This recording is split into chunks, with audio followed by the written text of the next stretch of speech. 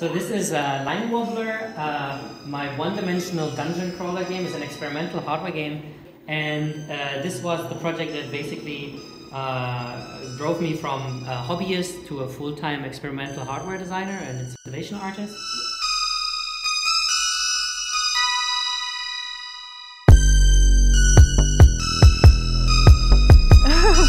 That's alright. We can do another take. Hey! Hey! I'm Robin Baumgarten and I make interactive installation art.